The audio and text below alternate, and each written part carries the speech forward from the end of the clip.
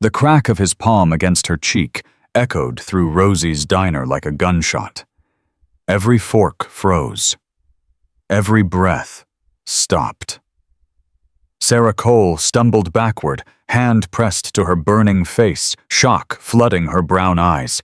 But before anyone could scream, before her husband Marcus could even rise from his booth, 85 pounds of trained military fury launched across the room. Titan landed between Sarah and her attacker, teeth bared, a growl rolling from his chest like distant thunder. The young man who had struck her, wild-eyed and reeking of whiskey, suddenly looked very, very small. Before we dive into the full story, tell us what city you're watching from today. Drop a comment below so we can see how far this story travels. And if you enjoy stories of courage, loyalty, and justice, subscribe to our channel and stay with us until the very end. Trust us, you won't want to miss what happens next. Marcus Cole had not slept through the night in 3 years. He stood at the window of the small cabin they had rented in Pinewood Creek, Montana, watching the sun rise over the mountains. His hands were steady. They were always steady. But inside his chest, something trembled constantly, a vibration he could never quite silence. Behind him, Sarah stirred in bed. "Marcus, what time is it?" "Early. Go back to sleep." She didn't. She never did when she heard that particular tone in his voice, the one that meant he had been standing there for hours fighting ghosts she could not see. Sarah pushed the blankets aside and crossed the room. She slipped her arms around his waist from behind, pressing her cheek against his back. "Bad dreams again." Marcus placed his hand over hers. "I don't remember them." "That's not true." He exhaled slowly. "No, it's not." At their feet, Titan lifted his head. The Belgian Malinois had been sleeping near the door, but at the first hint of tension in Marcus's voice, the dog was awake, alert. Amber eyes fixed on his handler. Sarah released Marcus and knelt beside Titan, scratching behind his ears. "At least someone in this house sleeps well." "He doesn't," Marcus said quietly. "He just hides it better than I do." They had arrived in Pinewood Creek 3 weeks ago. The town was everything the recruitment brochure promised: quiet streets, friendly faces, mountains that looked like they had been painted by God himself. Population 3,000. 1 grocery store, 1 diner, 1 church with a white steeple that caught the morning light. Marcus had chosen it because it was nowhere. After 12 years as a Navy SEAL, after 4 deployments, after watching friends die in places he was not allowed to name, he needed nowhere. He needed silence. He needed to remember what it felt like to breathe without calculating threat levels. Sarah had supported the move without hesitation. "Wherever you need to go," she had told him. "I'll go with you." She had taken a job at the local elementary school. 2nd grade. 22 children who thought her southern accent was the funniest thing they had ever heard. She came home each day with stories about finger paintings and missing teeth, and a little girl named Lily who followed her everywhere like a shadow. For the first time in years, Sarah seemed happy. Marcus wanted to feel the same. He tried, but every time he closed his eyes, he was back in the sand, back in the smoke, back in the screaming. And Titan knew. The dog had been his partner for 4 years. They had trained together, fought together, bled together. Titan had saved Marcus's life twice once, by detecting an IED buried in a road, once by taking down an insurgent who had gotten behind their position. When Marcus received his honorable discharge, he had only one request: "Titan comes with me." The Navy had agreed. Titan was officially retired, medically discharged due to hearing damage from an explosion. But the dog showed no signs of slowing down. If anything, he had become more vigilant, more protective, as if he understood that their war had simply moved to a different battlefield. "I think we should go to that diner today," Sarah said over breakfast. "The one everyone keeps talking about. Rosie's." Marcus looked up from his coffee. "Why?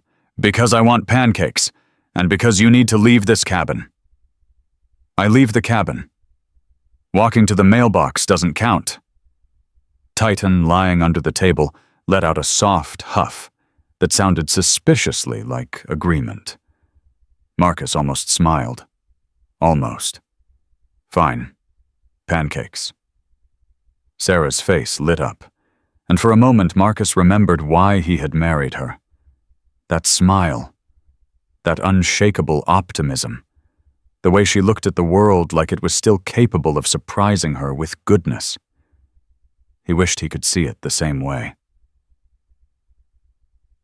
The drive into town took 12 minutes.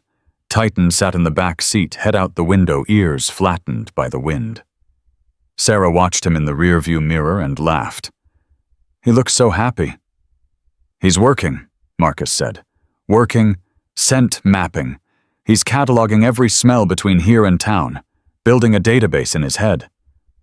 Sarah turned to look at Titan with new appreciation. "I thought he was just enjoying the breeze." "He is. He's also memorizing escape routes." Sarah was quiet for a moment. Then she reached over and squeezed Marcus's hand. "We're safe here, Marcus. You know that, right?"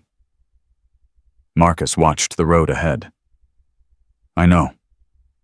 But Titan had suddenly pulled his head inside. His ears rotated forward. His body went rigid.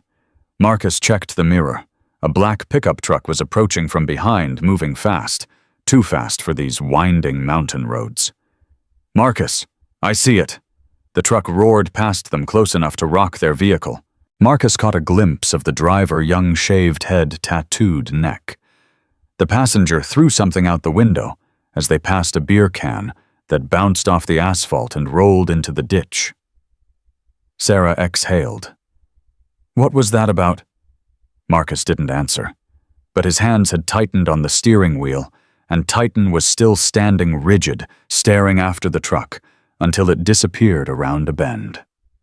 Rosie's Diner was exactly what Marcus expected: red vinyl booths, checkered floors, a counter lined with spinning stools. The smell of bacon and coffee hung in the air like a promise. A woman in her 60s greeted them at the door. Her name tag read Rosie, and her smile was the kind that had welcomed strangers for decades. "Well, look at you two new in town." 3 weeks, Sarah said. "Everyone keeps telling us we have to try your pancakes." Rosie beamed. "Everyone is right. Booth by the window, okay?" Marcus hesitated. Window meant visibility. Window meant he could see threats coming. But window also meant his back was exposed to the rest of the diner. Sarah touched his arm gently. "How about that corner booth instead?" Rosie nodded without missing a beat, as if she understood. "Corner it is. And who's this handsome fellow?" Titan stood at Marcus's side, calm but watchful. "His name is Titan," Sarah said. "He's a retired military dog. Is it okay if he comes in?" Rosie bent down and looked Titan directly in the eyes. "Honey, any dog who served this country eats free in my diner. You hear me, free bacon for life." Titan's tail wagged once, just once, but Marcus could swear the dog was smiling. They had been seated for 20 minutes when the front door banged open. Marcus's hand moved instinctively toward his hip, toward a weapon that was no longer there.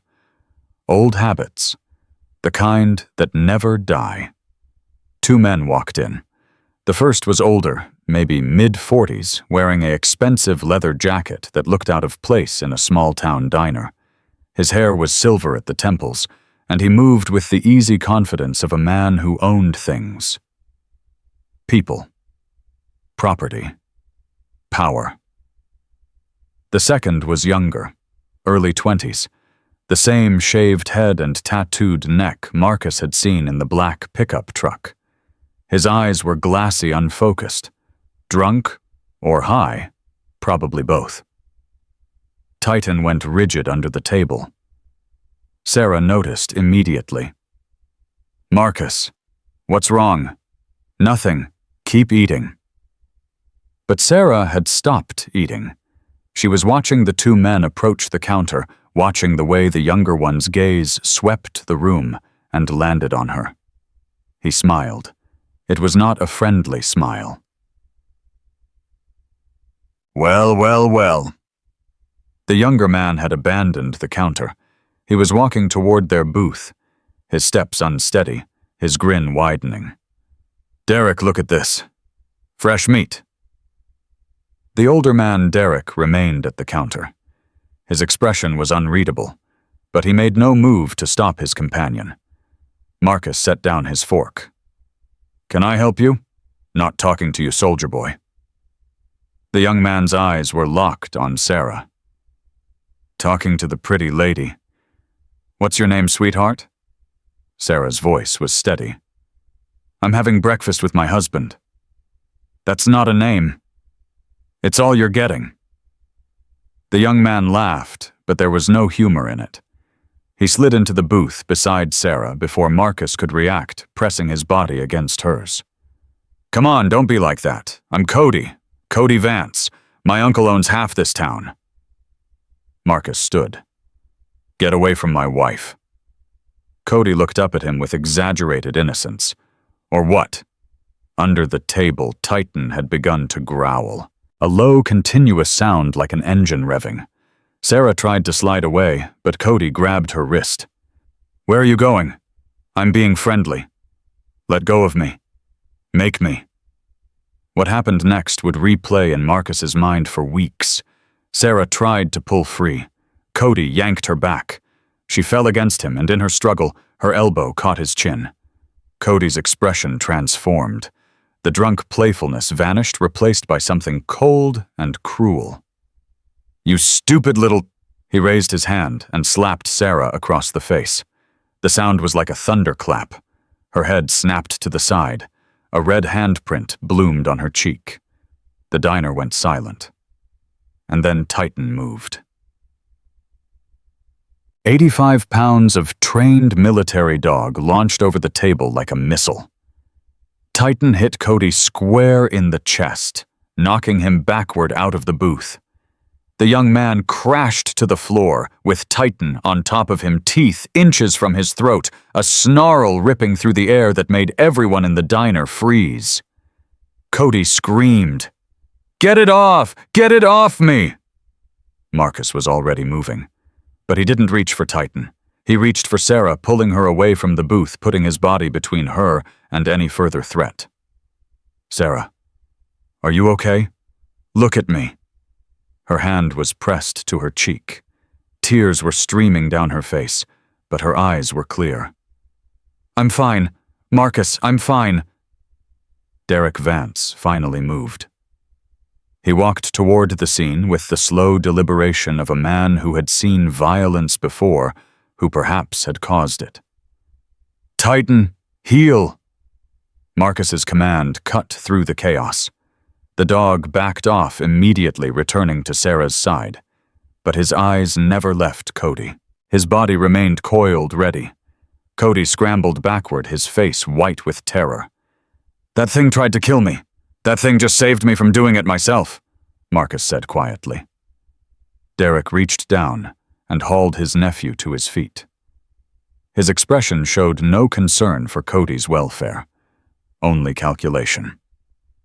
"I apologize for my nephew's behavior," Derek said smoothly. "He has problems with impulse control and substances." Marcus stepped forward. "Your nephew just assaulted my wife in front of 20 witnesses. He made a mistake. A mistake is forgetting your wallet. What he did is a felony." Derek's eyes flickered. Just for a moment. A flash of something dark beneath the polished surface. "Let's not involve lawyers. I'm sure we can work something out." Sarah's voice was shaking, but strong. "The only thing I want is to never see either of you again." She took Marcus's arm. "Let's go." They walked toward the door. Titan moved beside Sarah, pressed against her leg, a warm barrier of fur and muscle. Rosie hurried over, wringing her hands. "I'm so sorry, honey. I'm so sorry. This has never happened before." "It's not your fault," Sarah said. But as they reached the door, Cody's voice rang out behind them. "You better watch that dog, soldier. Next time I see him, I'll put a bullet in his head." Marcus stopped. Sarah felt his body change. The civilian posture vanished. What replaced it was something she had only seen glimpses of the warrior underneath. "Marcus, don't." He turned his head slowly. When he spoke, his voice was so calm, it was terrifying. "If you ever come near my wife again, your uncle won't find enough pieces to bury." Derek's face tightened, but he said nothing. Marcus pushed through the door. Sarah and Titan followed. Behind them, Derek Vance watched them go. His expression was thoughtful, calculating. Cody was still shaking. "Did you see what that dog did to me? I could have died." "Shut up, Cody." "But I said shut up." Derek's voice was ice. "I want to know more about this Navy SEAL who just moved to my town." The drive back to the cabin was silent. Sarah stared out the window, one hand resting on Titan's head. The dog had climbed into the back seat and pressed himself against her as if he could shield her from the memory of what had happened. Marcus's knuckles were white on the steering wheel. "We should report it," Sarah finally said. "We will." "The sheriff's office is on Main Street. We could go now." "We need to get Titan home first, and you need ice on that cheek." Sarah touched her face. The skin was still burning. "I've had worse." "That's not the point. What is the point?" Marcus pulled the truck onto the dirt road leading to their cabin. "The point is that someone just hit my wife in front of me and I didn't kill him." "Because you didn't need to. Titan handled it." "Titan shouldn't have to handle it. That's my job." Sarah turned to look at him. "Marcus, you did exactly right. If you had attacked him, there would have been arrests, lawyers, maybe worse. Titan diffused it without permanent damage. That kid threatened to kill my dog. He was drunk and scared. Drunk and scared people still pull triggers." They pulled up to the cabin. Marcus killed the engine, but didn't move. Sarah waited. "Something's wrong with that town," Marcus said finally. "The uncle, Derek. The way he apologized without meaning it. The way he watched us leave. You think he's dangerous?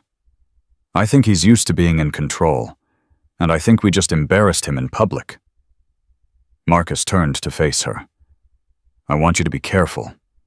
Don't go anywhere alone. Take Titan with you everywhere." Sarah wanted to argue. She wanted to tell him he was being paranoid, that this was supposed to be their fresh start, their escape from danger. But she had seen Derek's eyes, too. "Okay," she said quietly. "I'll be careful." That night, Sarah fell asleep early. The emotional exhaustion had caught up with her. Marcus sat on the porch, Titan beside him, watching the darkness. The dog had been restless all evening, pacing, checking windows, returning to Sarah's side every few minutes to make sure she was still there. "I know, buddy," Marcus murmured. "I feel it too." He reached down and ran his hand along Titan's back. The dog leaned into his touch but didn't relax. "Something's out there. Isn't it?" Titan's ears rotated forward.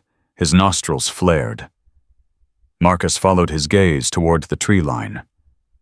Nothing moved. No sound broke the silence. But Titan had survived 4 tours in Afghanistan. He had detected bombs buried 3 feet underground. He had identified hostile targets from 200 yards away. If Titan said something was out there, Something was out there. Marcus stood. "Show me." They walked the perimeter of the cabin together, man and dog, moving in perfect synchronization. Marcus checked every shadow, every rustling branch. Titan sniffed every inch of ground. Near the back of the cabin, Titan stopped. He pawed at the dirt beneath the rear bumper of their truck. Marcus knelt down, pulling out his phone's flashlight. "What did you find?" The light caught something metallic, small, circular, attached to the underside of the frame. Marcus's blood went cold. He knew what it was before he even touched it. He had planted hundreds of them during his career. Tracking devices. Military-grade, high-powered, capable of transmitting location data in real time. Someone was watching them. Someone had been close enough to touch their vehicle. Titan whined softly, pressing against Marcus's leg. Marcus carefully removed the device. He held it in his palm, staring at it, his mind racing. This wasn't random. This wasn't a coincidence. The confrontation at the diner, Derek Vance's smooth apology, Cody's threat. It was all connected. He looked toward the cabin, toward the window where Sarah slept peacefully, unaware. "They're not going to stop," he whispered. Titan growled in agreement. Marcus closed his fist around the tracker. "Neither are we." Inside the cabin, Sarah slept. Her dreams were soft, formless, a jumble of children's laughter and mountain sunlight. But in the darkness of the forest, 100 yards away, a figure stood watching. The red ember of a cigarette glowed briefly, then disappeared. Derek Vance smiled. The game had just begun. Marcus did not sleep that night. He sat in the chair beside the bedroom door, the tracking device resting in his palm, turning it over and over, while Sarah breathed softly in the darkness. Titan lay at his feet, equally awake, equally vigilant. When dawn finally broke, Marcus had already made his decision. Sarah found him in the kitchen, coffee brewing his face harder than she had seen it in months. "You look like you haven't slept." "I haven't." She touched his arm. "Marcus, what happened?" He opened his palm and showed her the tracker. Sarah's face went pale. "What is that? GPS tracker. Military grade. Someone put it under our truck." "When? Could have been yesterday. Could have been before. But I'm guessing it was after we left the diner." Sarah sank into a chair. Her hand went instinctively to her cheek, still tender from Cody's slap. "They're watching us. They were watching us. I destroyed it." "Won't that tell them we know?" Marcus's jaw tightened. "Good. I want them to know." Titan rose and padded over to Sarah, pressing his head into her lap. She stroked his ears absently, her mind racing. "We need to call the sheriff." "Already did. She's on her way." Sarah looked up sharply. Sheriff Ellen Marsh. Been in the job 22 years according to Rosie." "You called Rosie. Rosie called me. Word travels fast in small towns." Marcus poured 2 cups of coffee and handed one to Sarah. "She also told me something interesting." "What?" "Derek Vance's name came up. She got real quiet. Said she couldn't talk on the phone." Sarah's stomach tightened. "Marcus, what have we walked into?" Before he could answer, the sound of tires on gravel reached them. Titan's head snapped toward the door, a low growl building in his throat. Marcus moved to the window. "It's the sheriff." Sheriff Ellen Marsh stepped out of her cruiser with the deliberate movements of a woman who had learned to measure every action. She was tall, broad-shouldered, with silver hair cut short and practical.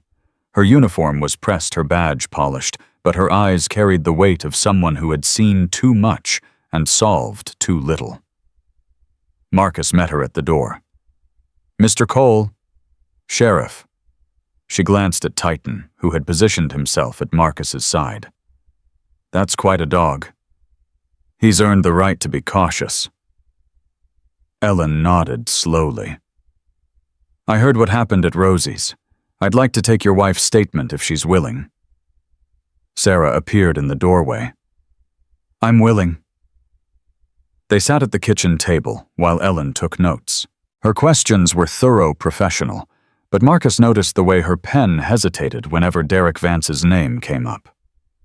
The nephew Cody. He's been trouble before, Ellen said carefully. DUIs, bar fights, one assault charge that got dropped. Dropped by who? Marcus asked. Ellen met his eyes. The victim changed her story. Was she paid to change it? I couldn't prove anything. Sarah leaned forward. Sheriff, there was a tracking device on our truck. Someone is following us. Ellen's expression flickered. Do you still have it? I destroyed it. That's unfortunate. Could have traced the purchase. Marcus shook his head. Military surplus. Untraceable. Whoever put it there knew what they were doing. Ellen was quiet for a long moment. Then she closed her notebook and looked directly at both of them. I'm going to be honest with you because you seem like people who can handle honesty. We're listening. Derek Vance is a problem. Has been for years. He owns the truck stop outside town, 3 rental properties, and he's got his fingers in half the businesses on Main Street. People owe him money. People owe him favors. So he's untouchable, Sarah said flatly. I didn't say that. I said he's a problem. Ellen stood. I'll file this report. I'll talk to Cody, but I want you to understand something. What's that? I've been building a case against Derek Vance for 2 years. Nothing sticks. Witnesses disappear. Evidence vanishes. But I haven't stopped trying. She paused at the door. And now you're here. A Navy SEAL with a combat K-9, and suddenly Derek's nephew does something stupid in broad daylight in front of 20 witnesses. Marcus's eyes narrowed. You think we're a threat to him? I think you're the first people who've stood up to that family in a decade. Ellen put on her hat. Be careful, Mr. Cole. Mrs. Cole. Pinewood Creek is a beautiful town, but beauty can hide a lot of rot. She was gone before either of them could respond. Sarah turned to Marcus. She's scared. No, she's cautious. There's a difference. What's the difference? Scared people run. Cautious people wait for the right moment to strike. Titan whined softly. Marcus looked down at the dog. I don't know, buddy. I don't like it either. Sarah stood abruptly. I have to go to school. Not today. Marcus, I can't hide. I won't let them win by making me afraid to live my life. At least take Titan. Sarah hesitated. The school might not allow. Tell them he's a service dog. Tell them he's therapy for the kids. Tell them whatever you need to tell them. Marcus crossed the room and took her hands. Please. For me. Sarah looked into his eyes. She saw the fear there buried deep beneath the soldier's discipline. Fear not for himself, but for her. Okay, she whispered. Titan comes with me. The morning at Pinewood Creek Elementary passed without incident. The children adored Titan, clustering around him during recess, begging to pet his ears. The dog tolerated their attention with patient dignity, but his eyes never stopped scanning, never stopped watching. Sarah tried to focus on her lesson plans, but her mind kept drifting. The tracker. Derek's cold eyes. The sheriff's warning. During lunch, she sat alone in her classroom, picking at a sandwich she didn't taste. A small knock at the door made her look up. Lily Chen stood in the doorway. 8 years old, pigtails slightly crooked, clutching a piece of paper to her chest. She was the quietest child in Sarah's class, always watching, rarely speaking. Hi, Lily. Did you need something? The girl stepped inside. Titan's ears perked forward, but he remained still. Mrs. Cole, can I show you something? Of course, sweetheart. Lily approached slowly, and placed the paper on Sarah's desk. It was a drawing crayon on construction paper. A woman with long black hair standing beside a large truck. The woman was crying. Sarah's heart clenched. "That's a beautiful drawing, Lily. Who is this?" "My mama." "Your mama is very pretty. Where is she now?" Lily's lower lip trembled. "She went away." "Away where?" "In one of the big trucks." Lily's voice dropped to a whisper. "She never came back." Sarah went very still. "Lily, when did your mama go away?" "Before Christmas. Grandma says she's working far away. But I heard Grandma crying. She said bad men took her." The room seemed to tilt. Sarah forced herself to breathe normally. "Lily, does your grandma know you heard that?" The girl shook her head quickly. "Don't tell. Please don't tell. Grandma said the bad men might come for me too if I talk." Sarah pulled Lily into a gentle hug. "I won't tell anyone you talked to me. I promise. But Lily, can I keep this drawing? Why? Because it's important, and because I want to help find your mama." Lily looked up at her with eyes too old for her face. "You can't. Nobody can. The trucks come at night. They take the pretty ones. That's what Grandma said." Sarah's blood turned to ice. Titan rose from his spot and walked to Lily, pressing his head against her small hand. The girl smiled for the first time, tears still wet on her cheeks. "Your dog is nice. His name is Titan. He protects people. Can he protect my mama?" Sarah couldn't answer. Her throat had closed completely. That evening she told Marcus everything. He listened without interrupting, his face growing darker with every word. When she finished, he stood and walked to the window, staring out at nothing. "Trafficking," he said finally. "That's what I'm thinking. The truck stop. Derek's truck stop." Sarah nodded. "It's the only explanation that makes sense. The sheriff said witnesses disappear. What if they're not just disappearing? What if they're being taken?" Marcus turned. "I need to see that truck stop." Not alone. Sarah, not alone. She stood and faced him. "We're in this together, whatever this is." Marcus looked at her for a long moment. Then he looked at Titan. "Guard her, no matter what." The dog's tail gave a single determined wag. Marcus grabbed his jacket. "I'll be back before dark." The truck stop sat 3 miles outside Pinewood Creek, a sprawling complex of fuel pumps, a convenience store, and a diner that had seen better days. 18-wheelers lined the back lot, their engines idling, their trailers locked tight. Marcus parked across the road and watched. He counted trucks, noted license plates, watched which drivers went inside and which ones waited. One pattern emerged quickly. Every 30 minutes, a black SUV circled the lot. The same SUV, the same route. The windows were tinted too dark to see the driver, but Marcus didn't need to see him. This was a patrol. Professional. Disciplined. Whatever was happening here, it wasn't amateur hour. His phone buzzed. Sarah. "Marcus, are you okay?" "Fine, just observing." "How long?" "Another hour, maybe 2. Be careful." "Always." He hung up and continued watching. At dusk, something changed. A semi-truck pulled into the lot, different from the others. Its trailer was unmarked, its license plate covered with mud. The driver stepped out, spoke briefly to someone Marcus couldn't see, then walked into the diner. The trailer sat alone, engine off, silent. Marcus waited. 20 minutes later, 2 figures approached the trailer. They moved quickly, efficiently, like men who had done this many times before. One of them unlocked the back. The doors swung open. Even from across the road, Marcus could see them. Shadows moving inside, human shapes huddled together, his hands clenched into fists. The figures closed the doors quickly, relocking them.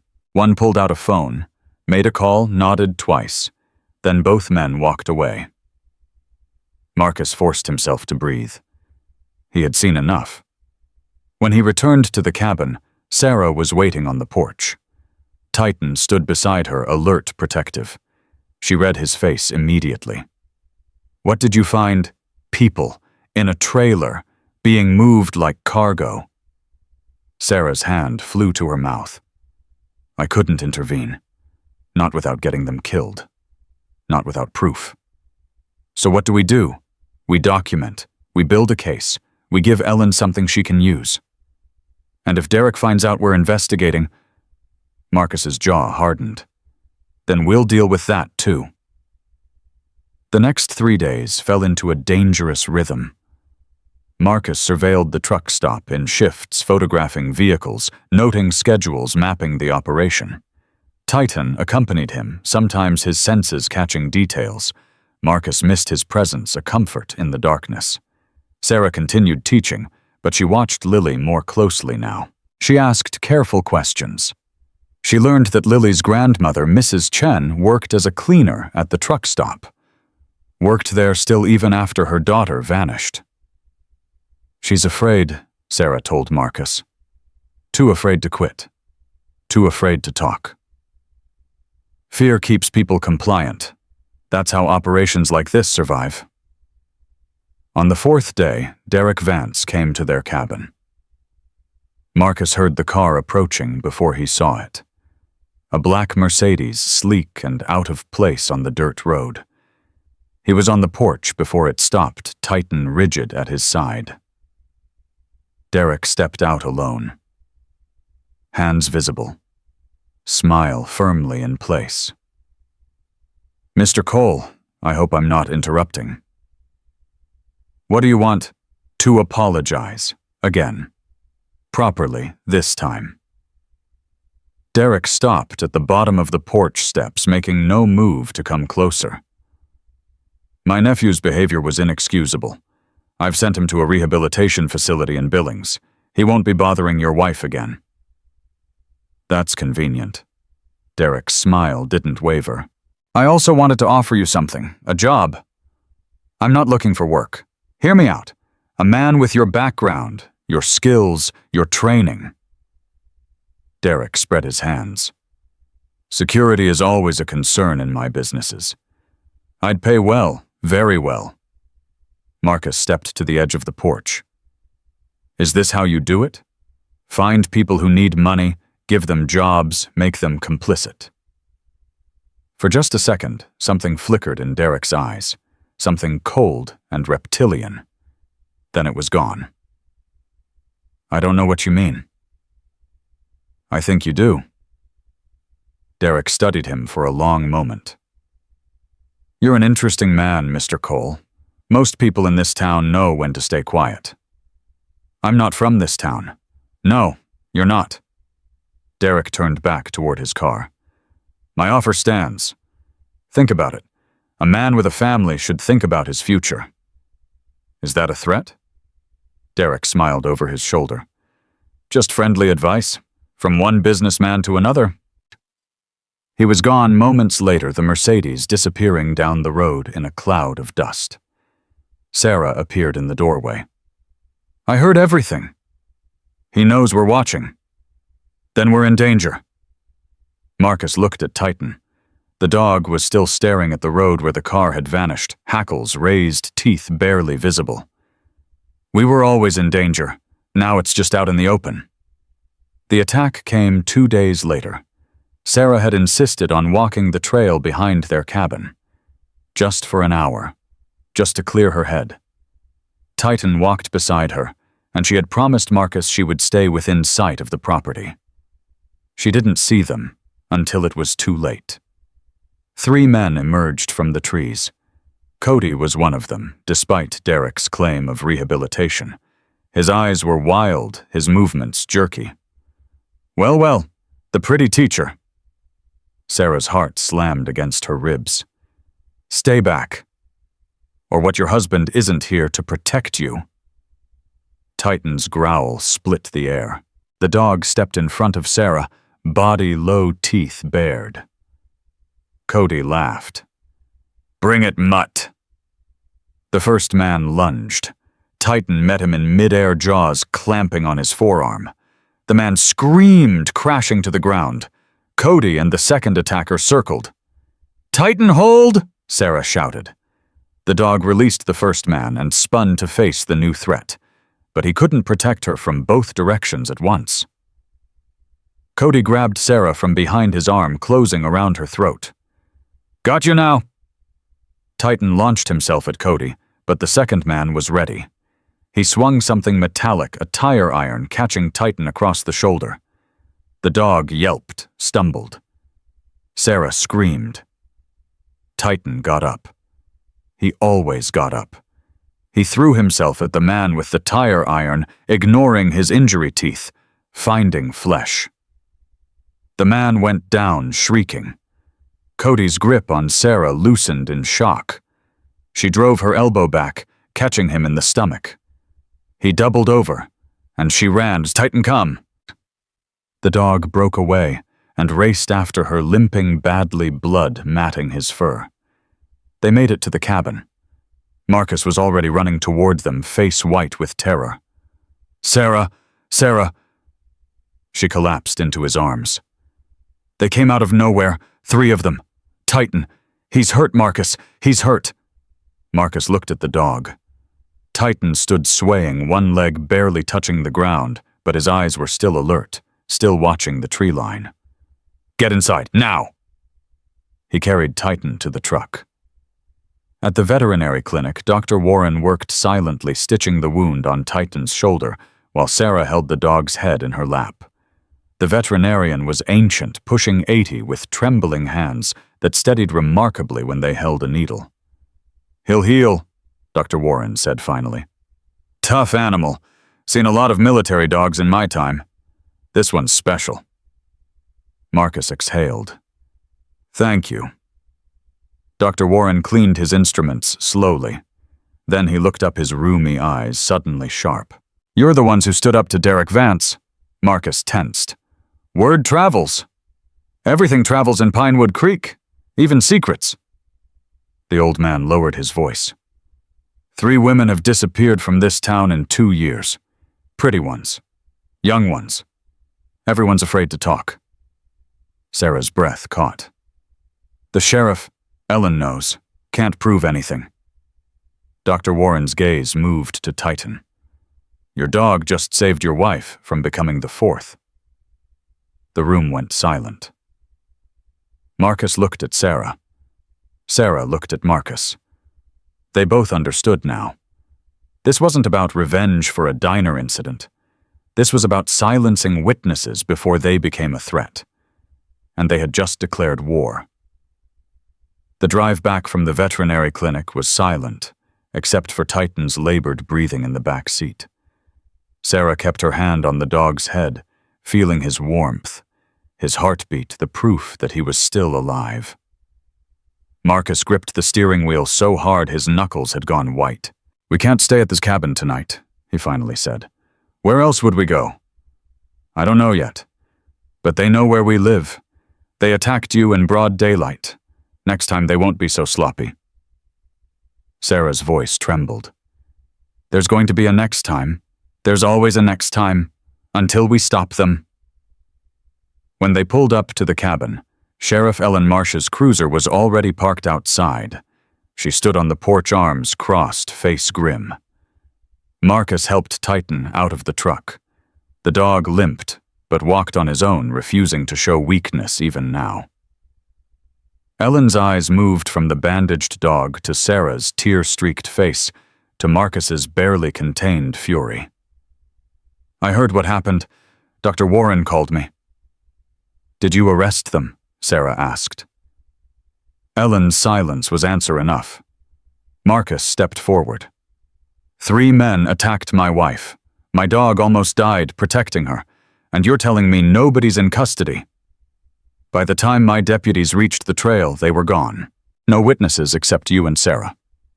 Sarah is a witness. Her word against theirs. And Cody Vance has 4 people ready to swear he was in Billings all day. Marcus laughed bitterly. Of course he does. Ellen's jaw tightened. I'm not your enemy, Mr. Cole. Then start acting like my ally. The sheriff was quiet for a long moment. Then she stepped closer, lowering her voice. I've been building a case against Derek Vance for 2 years. Every time I get close, something goes wrong. Witnesses recant. Evidence disappears. Last year, my deputy who was helping me investigate got transferred to the other side of the state. Suddenly, without explanation. Sarah moved closer. Someone's protecting him. Someone with power. State level, maybe higher. I don't know who, but I know Derek's operation is bigger than this town. Much bigger. Marcus's mind raced. The truck stop. I've been watching it. There's a pattern. Trucks come in unmarked. People are being moved in the trailers. Jen Ellen's eyes widened. You have proof. Photos, license plates, schedules, but nothing that would hold up in court. Show me. They went inside. Marcus spread his surveillance photos across the kitchen table, while Ellen studied each one with growing intensity. Titan lay beside Sarah's chair, his injured leg extended, but his eyes tracked every movement in the room. This is good work, Ellen murmured. Better than anything I've managed to gather. It's not enough. No. We need someone from inside, someone who can testify to what's happening in those trailers. Sarah thought of Lily, of her grandmother cleaning floors at that truck stop, too terrified to speak. What if we found a victim? Someone who escaped? Then we'd have a case, a real one. Ellen looked up. Has anyone approached you? Anyone at all? Marcus shook his head. Keep your eyes open. People who run operations like this, they make mistakes. Eventually someone slips through the cracks, and she left shortly after promising to increase patrols near their cabin. Marcus didn't bother telling her it wouldn't help. Derek Vance owned half the town. Some of those deputies probably answered to him. Night fell heavy and dark. Marcus secured every window, every door. He placed Titan's bed near the front entrance where the dog could hear anyone approaching. Then he sat in the living room with his service pistol on his lap, waiting for something he couldn't name. Sarah couldn't sleep. She lay in bed, staring at the ceiling, running her hands over her stomach. There was something she needed to tell Marcus. Something she had been waiting for the right moment to share. But there was no right moment anymore. There was only survival. Around midnight, Titan's head lifted sharply. Marcus was on his feet instantly. What is it? The dog's ears rotated toward the back of the cabin, not the front where an attack would likely come. The back, near the tree line. A soft sound reached them. Not footsteps, not an engine, a voice, weak, desperate. Help! Please, help me! Marcus grabbed his flashlight and moved toward the back door. Titan limped beside him, ignoring his injury. Marcus! Sarah appeared in the hallway, pulling on a robe. Stay inside. But, Sarah, inside! He opened the back door slowly, flashlight cutting through the darkness. The beam found her almost immediately. A young woman, barely 20, collapsed against a tree trunk. Her clothes were torn. Her wrists were raw and bleeding, marked with rope burns. Her face was bruised, one eye swollen shut, lips cracked and bleeding. She looked up at the light, flinching, raising one hand to shield her face. Please, she whispered, please don't send me back. Marcus moved to her side immediately, checking for weapons, for threats, for anyone who might have followed her. You're safe. Can you walk?" She tried to stand and collapsed. Marcus caught her, lifting her in his arms like she weighed nothing. Titan circled them, nose working overtime, cataloging scents, searching for pursuers. "Sarah, get the first aid kit." They brought her inside. Sarah wrapped her in blankets while Marcus checked the perimeter again. Titan stationed himself at the back door, guarding the direction the woman had come from. "What's your name?" Sarah asked gently. "Rosa. Rosa Delgado." "Rosa, who did this to you?" The woman's body began to shake. The men at the trucks. I escaped. I ran. I didn't know where else to go." Sarah's heart clenched. "The truck, stop. Derek Vance's truck, stop." Rosa's reaction was immediate. Her eyes went wide with terror, and she grabbed Sarah's arm with surprising strength. "You know him. Please don't tell him I'm here. He'll kill me. He'll kill everyone." Marcus knelt beside them. "Rosa, listen to me. We're not going to hurt you. We're not going to send you back. But we need to know what you saw." Rosa's breath came in ragged gasps. "I can't. If I talk, they'll find me.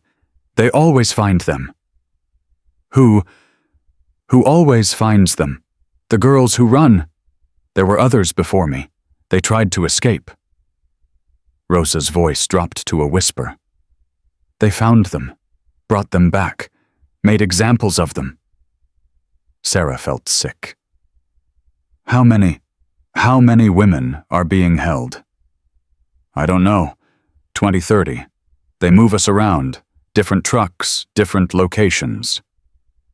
Rosa's good eye focused on Sarah with desperate intensity.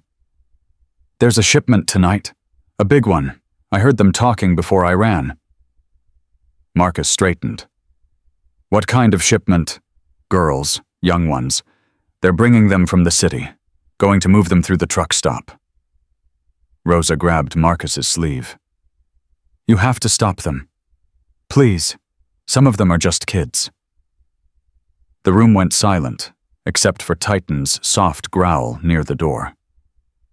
Marcus looked at Sarah. Sarah looked back. "Call Ellen," he said. Sarah was already reaching for the phone.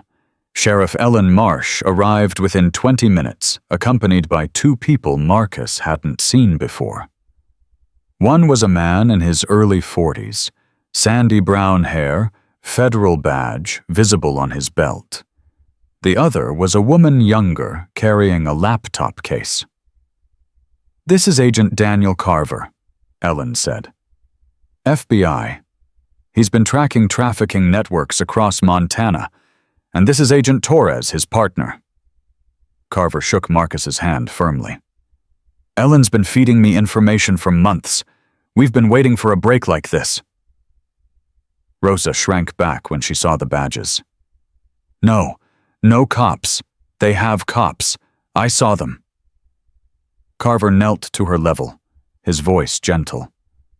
"Rosa, I understand you're scared, but we're not local. We're federal. Derek Vance doesn't own us. How do I know that—" "You don't. But you trusted these people enough to come to their door. Trust them now when they tell you we're here to help." Rosa looked at Sarah, searching for something. Sarah nodded slowly. "They're telling the truth, Rosa. I believe them." Rosa was silent for a long moment. Then she began to talk. What she described made everyone in the room sick. Derek Vance ran a pipeline. Women were recruited, kidnapped, or purchased from cities across the Northwest. They were transported through his truck stop, moved in shipping containers, sold to buyers across the country. Some went to illegal brothels. Some went overseas. Some simply disappeared. The operation had been running for at least 5 years, maybe longer. Rosa had been taken from Portland 8 months ago, promised a modeling job, drugged, woke up in a trailer with 6 other women. "I learned to be invisible," she said quietly. "I watched. I listened. I memorized names, dates, license plates. I knew someday I would need to prove what they did to us. Carver leaned forward. You have specifics. I have everything. Dates of shipments, names of buyers. I know where they keep records. I know who pays the bribes. Agent Torres typed furiously on her laptop. This is enough for warrants. Multiple warrants. Marcus checked his watch. Rosa said there's a shipment tonight. Carver nodded grimly. Then we don't have time for warrants. We have to move now. What about backup? I can have a tactical team here in 4 hours. That's too late. Ellen stepped forward. I have 6 deputies I trust, really trust. We can hold positions until federal backup arrives. Carver hesitated. This is Derek Vance's territory. If any of your people are compromised, they're not. I'd stake my life on it. You might be doing exactly that. The tension in the room was suffocating. Rosa had begun to cry silently, her shoulders shaking. Sarah moved to sit beside her. It's okay. You're brave. You're so brave. I'm not brave. I'm just tired of being afraid. Marcus made his decision. I'm going with you. Sarah's head snapped up. Marcus, no. I've done raids before. I know how these operations work. You're a civilian now. I'm a Navy SEAL. That doesn't go away. He looked at Carver. You need me. You know you do. Carver studied him for a long moment.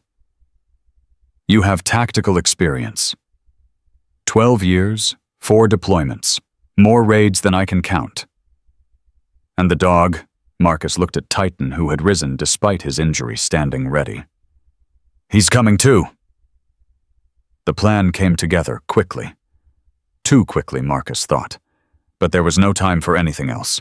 Rosa would stay at the cabin with Sarah and Agent Torres. Ellen's trusted deputies would establish a perimeter around the truck stop.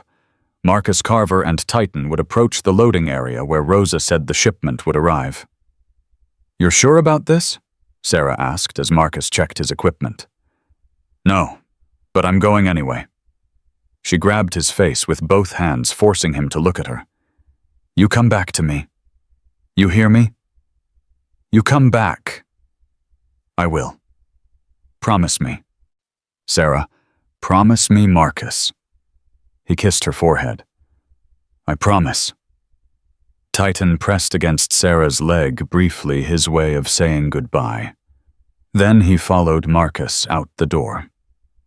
The truck stop was dark when they arrived, but not empty. Marcus counted 4 vehicles in the main lot, 2 semis idling near the loading area. Carver's radio crackled. Units in position. No movement on the perimeter. Copy. Moving in. They approached from the east, using the parked trucks as cover. Titan moved low and silent, his training overriding his injury. Marcus's heart pounded, not from fear, from anticipation. This feeling he knew, this feeling he had lived with for 12 years. The calm before contact. There, Carver whispered. A trailer sat alone near the back fence, unmarked, silent. But Marcus could see shadows moving around it. 3 men, armed. Can you get closer? Carver asked. Marcus nodded. Titan, quiet approach. On me. They moved like ghosts, sliding between shadows, closing the distance. 50 yards, 30, 20. Titan stopped suddenly, his body going rigid. Marcus froze. What is it? The dog's nose pointed toward the trailer, then toward something beyond it. Something in the darkness Marcus couldn't see. More men. Hidden. Waiting. Ambush, Marcus breathed. He keyed his radio. Carver, pull back. It's a trap. Too late. Floodlights exploded to life, bathing the entire area in blinding white. Men emerged from everywhere, at least a dozen weapons raised. Derek Vance's voice echoed across the lot. Good evening, Mr. Cole. I was hoping you'd come. Marcus grabbed Titan's collar, pulling the dog behind a concrete barrier as gunfire erupted around them. Bullets pinged off metal, splintered wood, shattered glass. Carver had taken cover behind a fuel pump, returning fire. "We're pinned," Marcus shouted into his radio. "Multiple hostiles. Copy backup, en route." "We don't have time for backup," Titan barked sharply, alerting Marcus to movement on their flank. Two men trying to circle around. "Titan, engage." The dog launched himself, despite his injured leg, 85 pounds of fury hitting the first man square in the chest. The second man raised his weapon, but Marcus was already there, disarming him with brutal efficiency. More shots, more chaos. Then a new sound cut through the firefight. Screaming, female screaming, coming from the trailer. Marcus's blood went cold. The women, the shipment Rosa had warned them about. They were inside, terrified, trapped in a crossfire. "Carver, the trailer. I see it. Cover me." Marcus provided suppressing fire while Carver sprinted toward the trailer. Titan had disabled both flanking attackers and returned to Marcus's side, blood on his muzzle, breathing hard. Carver reached the trailer and yanked at the door. Locked. "I need bolt cutters." One of Ellen's deputies appeared from nowhere, tool in hand. Together they broke the lock. The doors swung open. 8 women huddled inside, bound, gagged, eyes wide with terror. Marcus didn't have time to feel relief. Derek's men were regrouping, pushing forward. Then sirens. Multiple sirens. Getting closer. Ellen's voice crackled over the radio. "Cavalry's here. FBI tactical team. SUVs poured into the truck stop, agents in tactical gear, flooding the area." The tide turned instantly. Derek's men began surrendering, dropping weapons, raising hands. But Derek himself was nowhere to be seen. Marcus scanned the chaos. "Where is he? Where's Vance?" Carver was helping women out of the trailer. "I don't see him." Titan's head snapped toward the north end of the lot. The dog took off running. Marcus followed without hesitation. They rounded a storage building just in time to see Derek Vance climbing into a black truck engine, already running. "Stop!" Derek looked back, his face twisted with rage. "This isn't over, Cole." The truck roared to life. Titan lunged, jaws closing on Derek's arm through the open window. Derek screamed, the truck swerving wildly. Marcus sprinted to catch up. Derek managed to shake Titan loose, the dog tumbling to the ground. The truck accelerated toward the exit, but Ellen's cruiser was already blocking the way. Derek slammed the brakes, trapped. Marcus reached him first, yanking the door open, pulling Derek from the vehicle. They hit the ground together, struggling, fighting. Derek was strong, but Marcus was stronger. Trained. Relentless. He pinned Derek face down, knee in his back. "It's over," Marcus growled. Derek laughed, blood trickling from his lip. "You think this ends with me? I'm just one piece. You have no idea how deep this goes." "Then tell me." "I'd rather die." FBI agents swarmed around them, pulling Derek to his feet, cuffing him. Marcus stood slowly, his body aching, his hands shaking with adrenaline. Titan limped to his side, pressing against his leg. "Good boy," Marcus whispered. "Good boy." Ellen approached, her face pale but triumphant. "We got them, all of them. The women are safe." Marcus looked toward the trailer where agents were helping victims into ambulances. 8 women. Alive. Free. But his mind kept returning to Derek's words. "I'm just one piece.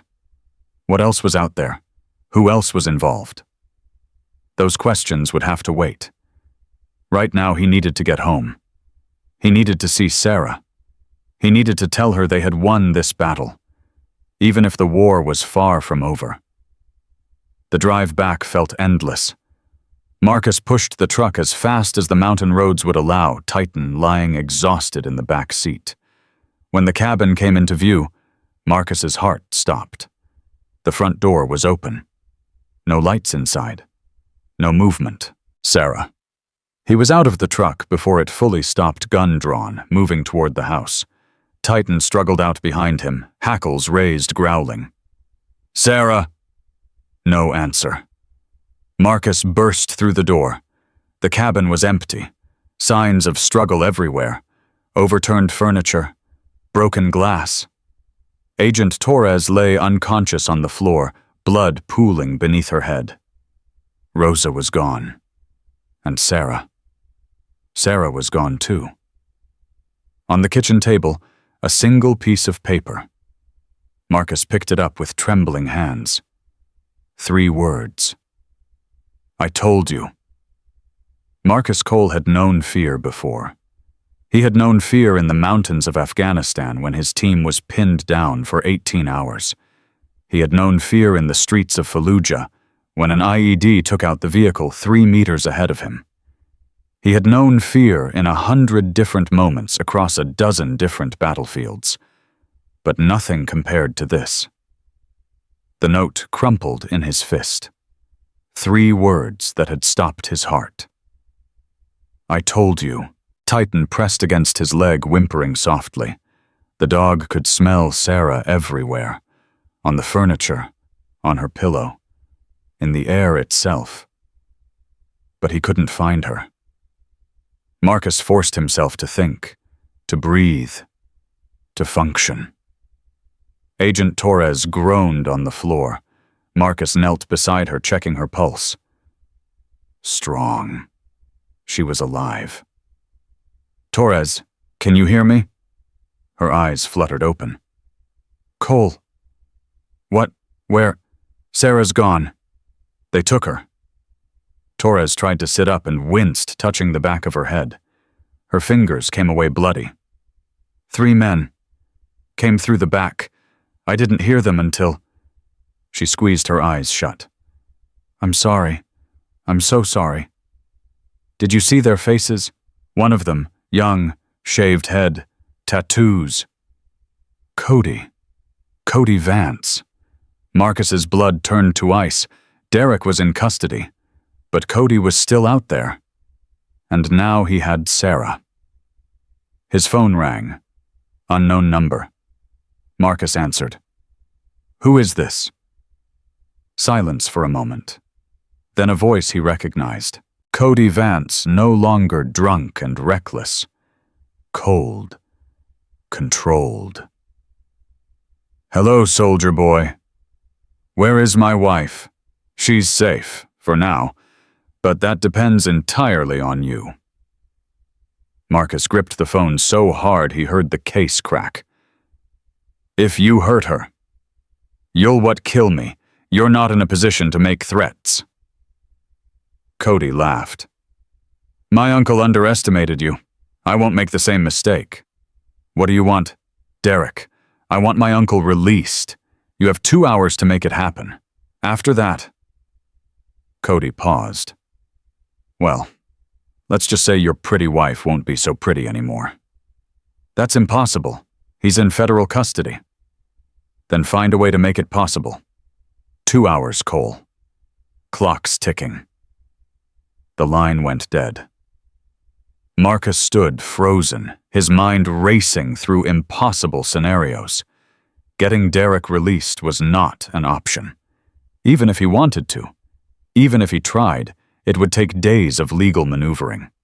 Not 2 hours. Which meant Cody didn't actually expect him to succeed. This wasn't a negotiation. It was a trap. Torres had managed to stand, leaning heavily against the wall. We need to call Carver. Already dialing. Carver answered on the second ring. Cole, we're processing the suspects. Derek's being transferred to... They have Sarah. Silence. They took her from the cabin. Cody Vance. He wants Derek released in 2 hours or he'll kill her. Carver's voice went hard.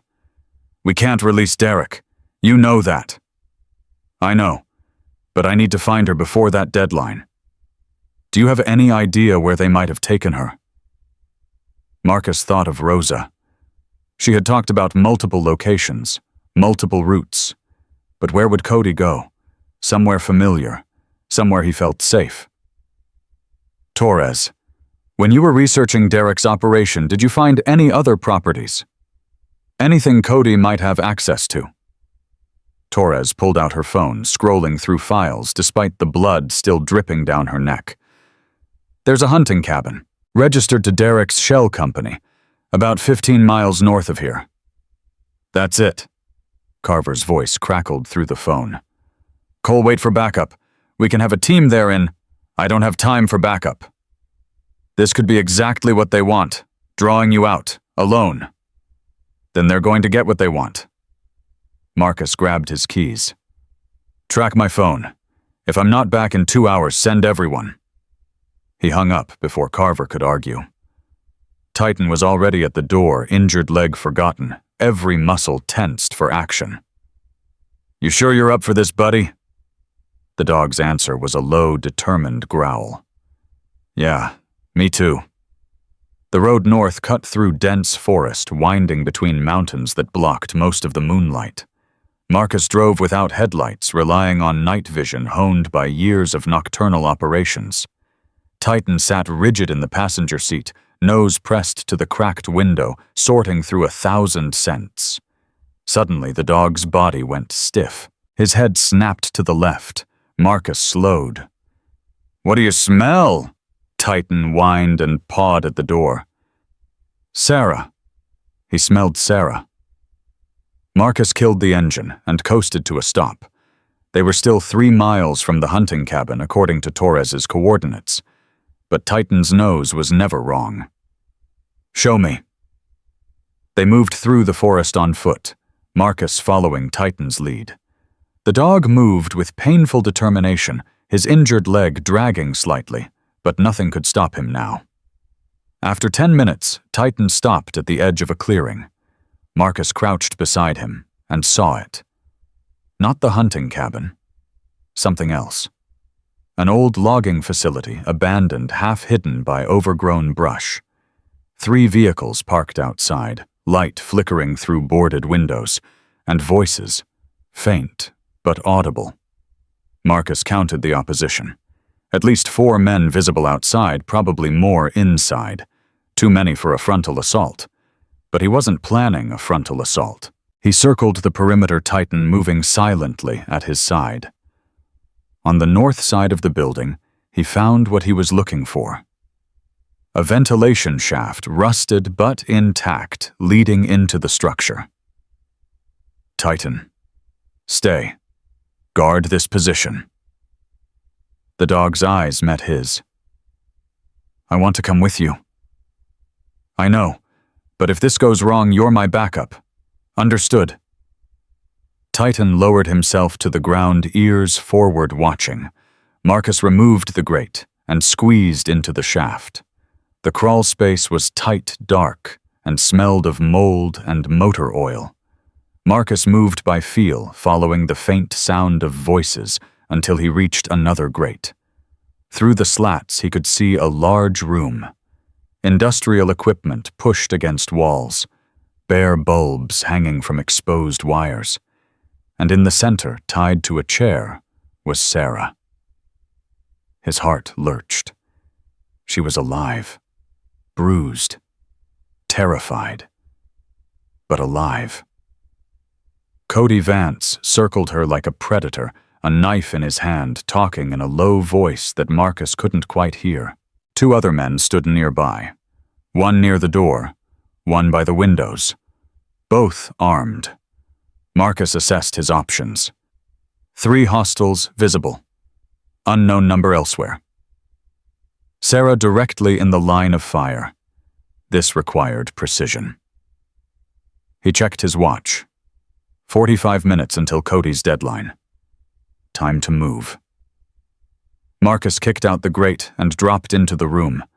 The guard by the window spun, raising his weapon. Marcus was faster. 2 shots. The man dropped. The guard by the door charged. Marcus sidestepped, grabbed his arm, twisted. The crack of breaking bone was followed by a scream.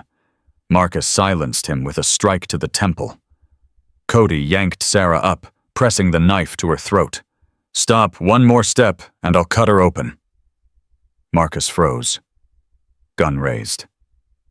Sarah's eyes met his. Terror, but also something else. Trust. Let her go, Cody. It's over. Over. Over! Cody's laugh was wild, unhinged. My uncle is in prison because of you. My entire family is destroyed. Your family destroyed itself. You trafficked women. Children. You don't get to play the victim. I did what I was told. I followed orders. That's not a defense. It's an excuse. Cody pressed the blade harder. A thin line of blood appeared on Sarah's neck. Drop the gun, now. Marcus didn't move. I said drop it. If I drop this gun, you'll kill us both. You know it. I know it. Marcus took a slow step forward. But here's what you don't know, Cody. You're not alone in this room. Cody's eyes darted around. What are you talking about? A crash from the back of the building. Shouting, gunfire. Carver. The FBI had arrived. Cody's attention flickered for just a second. That was all Marcus needed. He dove forward, knocking Sarah sideways, grabbing Cody's knife hand. They struggled, crashed to the ground. The knife skittered away. Cody was younger, but Marcus was trained. He landed 3 precise strikes. Stomach, throat, temple. Cody went limp. Marcus scrambled to Sarah, cutting her bonds with shaking hands. Sarah, look at me.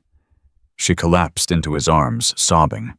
Marcus, oh God, Marcus, I've got you, it's over. FBI agents flooded the room, securing the scene. Carver appeared, gun drawn, face tense. Cole status, 3 down, Sarah's safe. Carver exhaled. Jesus, you could have waited. No, I couldn't. Outside, Marcus found Titan exactly where he'd left him. The dog rose painfully and limped toward Sarah, pressing his head against her leg. She dropped to her knees and wrapped her arms around him, crying into his fur. He saved me again, she whispered. He always saves me. Marcus watched them, his heart full of emotions he couldn't name. Relief. Gratitude. Love so fierce it hurt. And something else. Something Sarah had been trying to tell him for days. The ambulance arrived 20 minutes later. Paramedics checked Sarah for injuries. Superficial cuts. Bruising. Nothing permanent. But while they examined her, one of them paused. Mrs. Cole, when was your last menstrual cycle? Sarah's face went pale. Why? Some of your vitals are unusual. Have you taken a pregnancy test recently? Marcus, standing nearby, went very still. Sarah's voice was barely audible. I was going to tell you. I was waiting for the right time. The world tilted beneath Marcus's feet. You're pregnant. Tears streamed down Sarah's face. I found out last week. I wanted it to be special. I wanted to tell you when everything was calm. Marcus sank to his knees beside the stretcher. His hands found hers. Sarah, I'm sorry. I'm sorry I didn't tell you sooner. Don't apologize. Don't ever apologize. He pressed his forehead to hers. This is the best news I've ever heard. But the paramedic's face was troubled. Mrs. Cole, I need to be honest with you. Your blood pressure is elevated. Given the stress you've been through, we should get you to a hospital. There could be complications. The word hung in the air like a death sentence. Complications. Marcus's joy curdled into fresh terror. What kind of complications? I can't say for certain without proper tests, but stress can cause early labor, placental issues. We need to move quickly. The ambulance ride was the longest 30 minutes of Marcus's life. Sarah lay on the stretcher monitors, beeping her hand, clutching his with desperate strength. Titan had refused to stay behind. He sat at the foot of the stretcher, head resting on Sarah's ankle, as if his presence alone could protect her. "Marcus, I'm scared." "I know. Me too. What if something's wrong? What if I lose? Hey, look at me." He cupped her face with both hands. "We've survived everything else. We'll survive this too." "You can't know that." "No, but I can believe it. And right now that's enough." At the hospital, they rushed Sarah into the maternity ward. Marcus wasn't allowed to follow. He paced the hallway like a caged animal, Titan limping beside him. Carver appeared an hour later. "Any news?" Marcus shook his head. "They're running tests." "She's strong, Cole. She'll pull through." "She has to.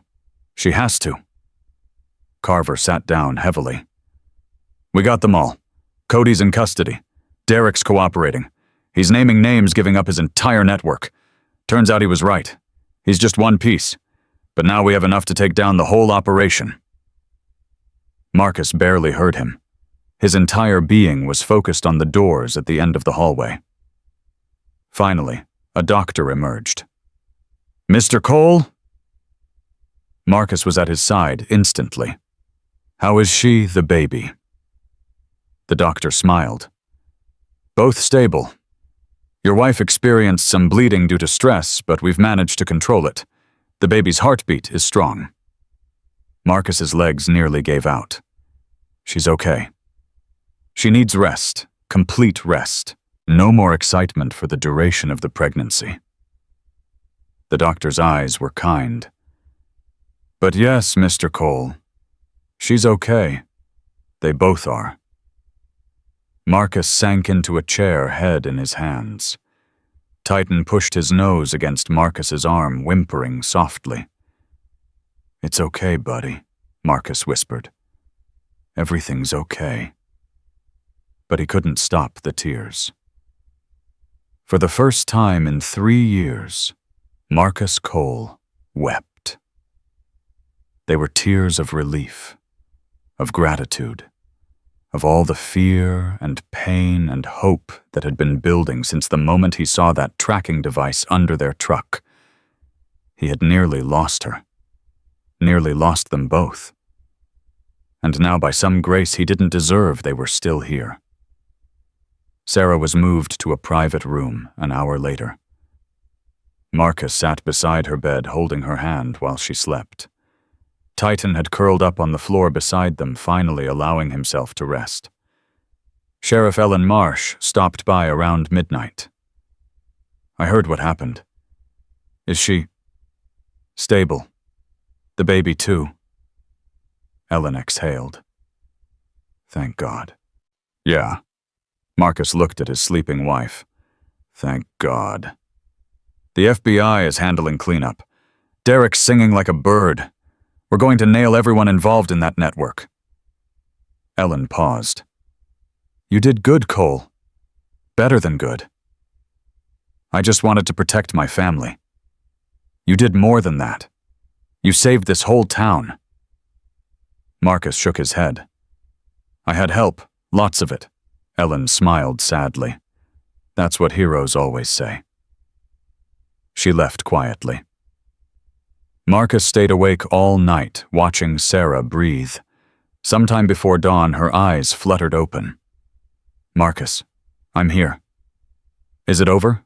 Really over?" He squeezed her hand. "It's over."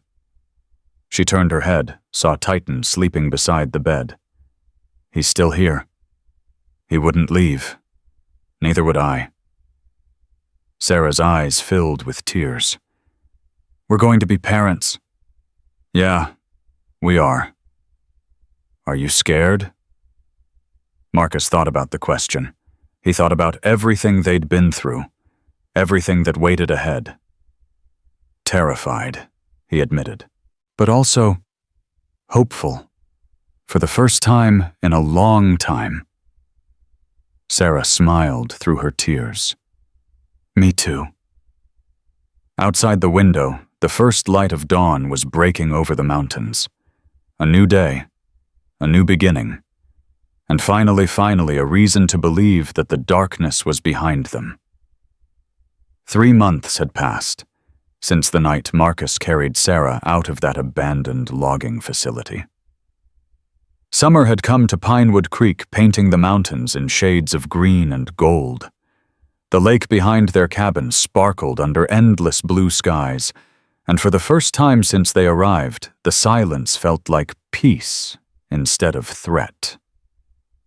Sarah stood on the porch, one hand resting on her growing belly. 5 months along now. The morning sickness had faded. The fear had faded too, replaced by something warmer. Something that felt like home. Marcus appeared behind her, wrapping his arms gently around her waist. "How are my 2 favorite people this morning?" "Hungry. Your daughter wants pancakes." "Daughter, we don't know that yet." Sarah smiled. "I know." Titan lay in his usual spot by the door, head resting on his paws. His shoulder had healed completely, leaving only a faint scar beneath his fur. But he never wandered far from Sarah anymore. Every morning he followed her from room to room. Every night he slept beside their bed. He had earned his rest, but he refused to stop protecting. Marcus kissed Sarah's temple. "I'll make pancakes, extra syrup. You know me so well." They ate breakfast on the porch, watching the sun climb higher. Birds sang in the trees. A gentle breeze rustled through the pines. "It's beautiful here," Sarah said quietly. "I almost forgot." "Forgot what? Why we came? What we were looking for?" She reached for his hand. "We found it, Marcus. Finally." He laced his fingers through hers. "Yeah, we did." The sound of a car approaching broke the moment. Both of them tensed instinctively before recognizing the vehicle. Sheriff Ellen Marsh's cruiser. Ellen emerged with a folder under her arm and a smile on her face. "Morning, folks.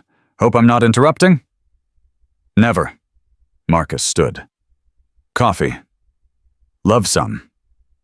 They gathered in the kitchen while Ellen spread documents across the table. "Wanted to give you an update in person. Derek Vance pled guilty yesterday. Federal trafficking charges conspiracy assault. He's looking at 30 years minimum." Sarah exhaled. "And Cody, 25 years, no parole." Ellen's expression darkened. "The network is dismantled. 17 arrests across 4 states. We found evidence leading to buyers as far as Seattle and Phoenix." Marcus studied the documents. Names, locations, dates. Evidence of horrors that would haunt him forever. "What about the victims? Most are being reunited with their families. Some are in federal protection programs. Rosa Delgado?" Ellen smiled. "She's enrolled at Montana State. Criminal justice degree. She wants to be an advocate for trafficking survivors." Sarah's eyes filled with tears.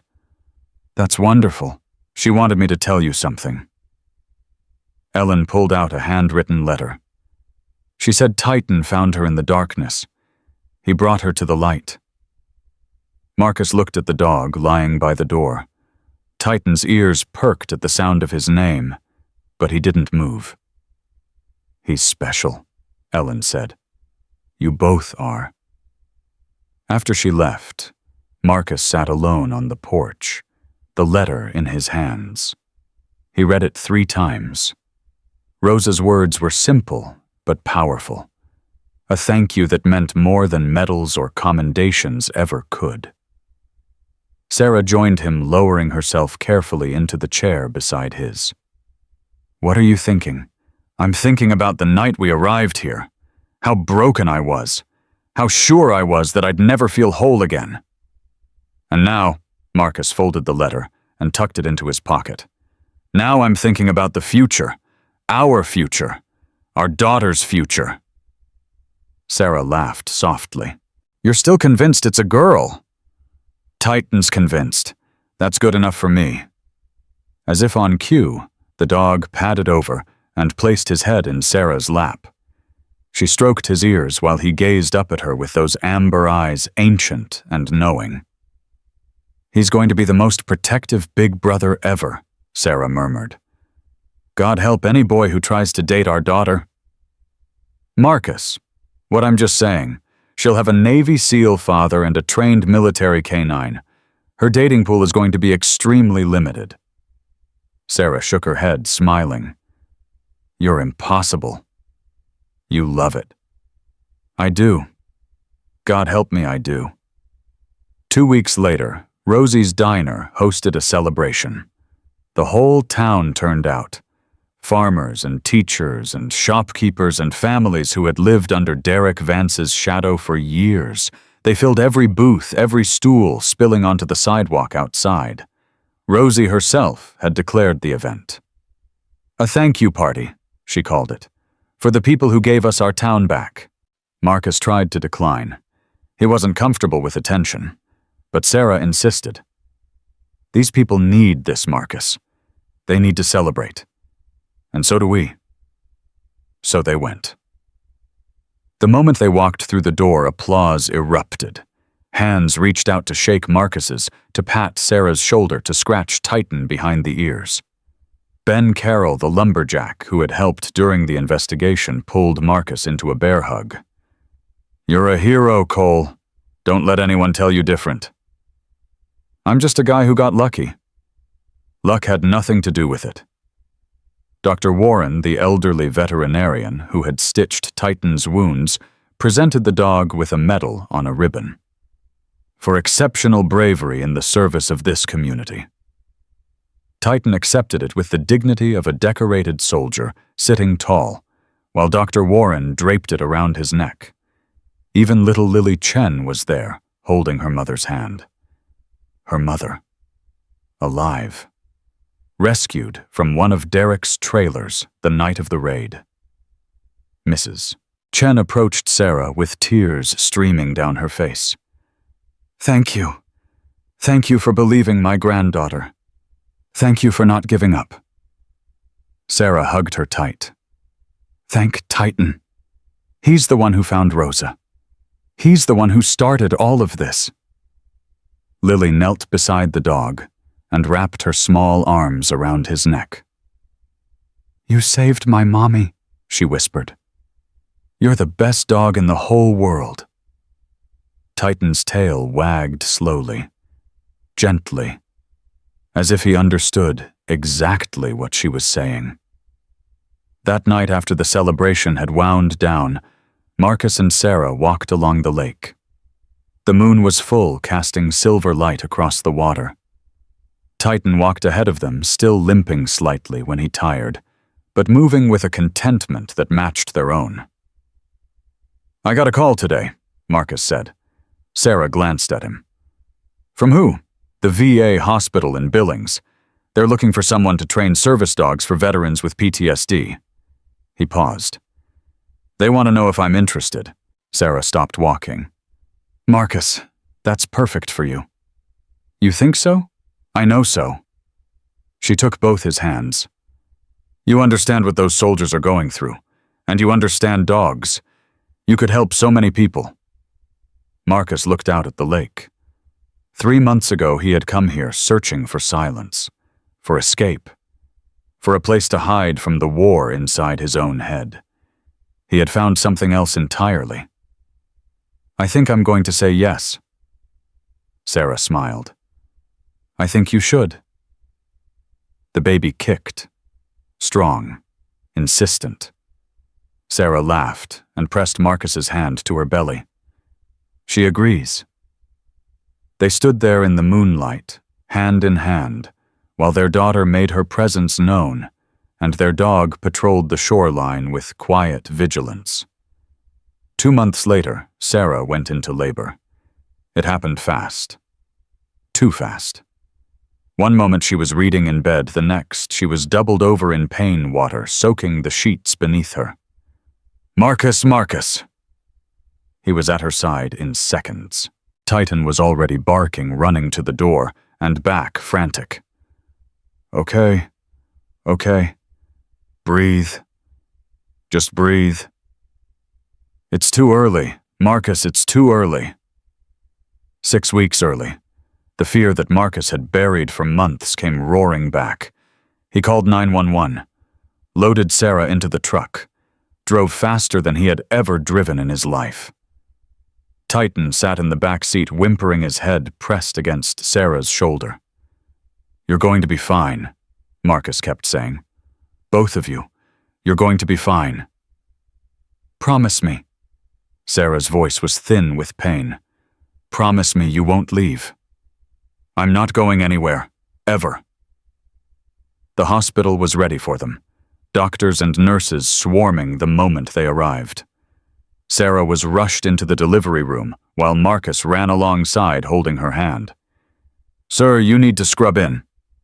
"I'm not leaving her. Sir, I'm not leaving her." They let him stay.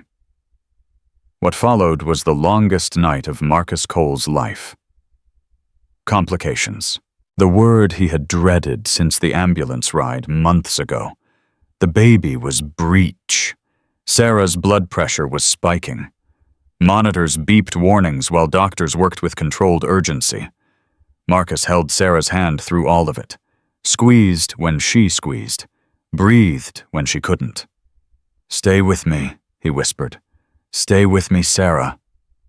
I'm trying. Hours passed, an eternity of fear condensed into minutes, and then finally a sound that stopped Marcus's heart. A cry, thin and weak, but unmistakable. A baby's cry. The doctor held up a tiny, squalling bundle. "It's a girl." Marcus couldn't speak, couldn't move. Sarah was laughing and crying at the same time. "A girl. Marcus, we have a daughter." They placed her in Sarah's arms, so small, so fragile, red-faced and angry at the world already fighting. Marcus touched her cheek with one trembling finger. She was perfect. Impossible. A miracle wrapped in a pink blanket. "What should we call her?"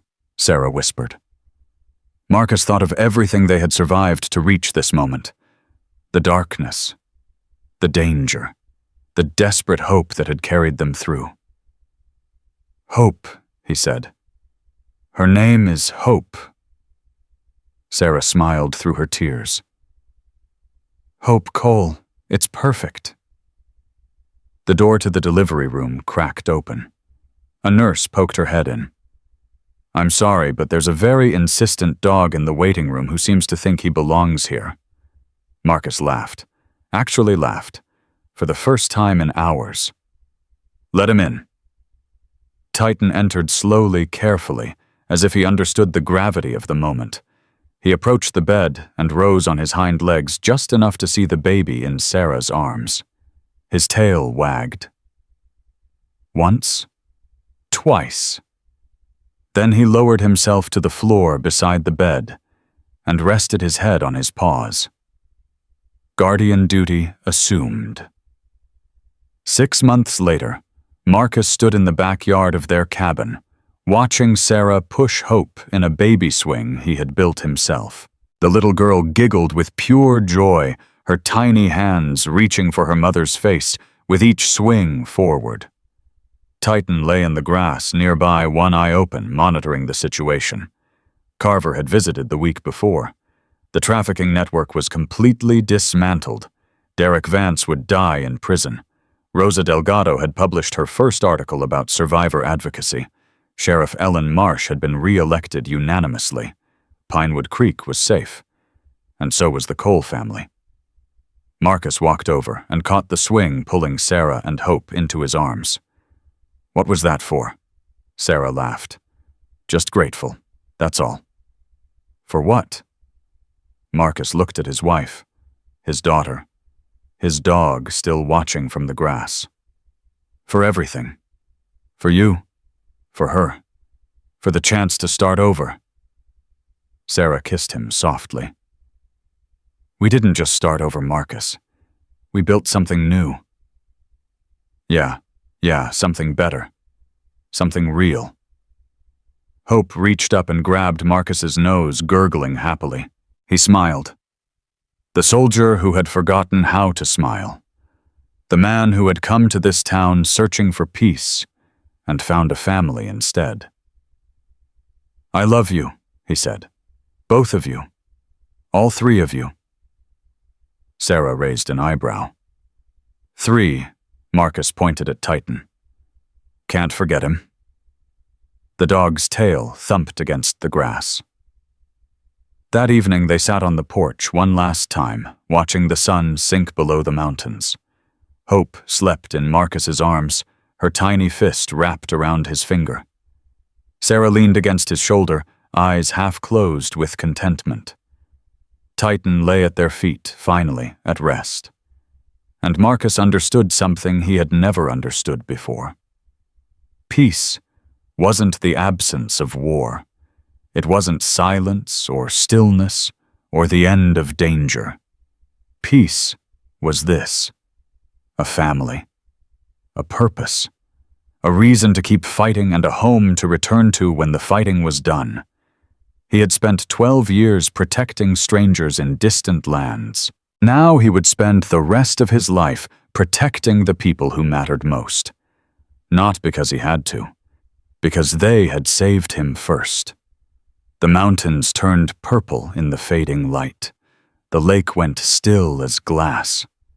Somewhere in the forest a bird sang its evening song. And in a small cabin in Pinewood Creek, Montana, a Navy SEAL, his wife, their daughter, and a retired military dog watched the sun go down on another perfect day. Not because the world was perfect, but because they had built something worth protecting. And they would protect it together for the rest of their lives. That was not a hope, that was a promise. In this world, darkness wears many masks. It hides in plain sight behind friendly smiles and familiar faces. But God places warriors among us. Some wear uniforms, some walk on 4 legs, and some are ordinary people who simply refuse to look away when evil crosses their path. If this story touched your heart, share it with someone who needs to believe in heroes. Leave a comment. Subscribe. And may God bless you and your family with strength, protection, and the unwavering hope that no matter how dark the night becomes, dawn is always coming. Because it is. It always is.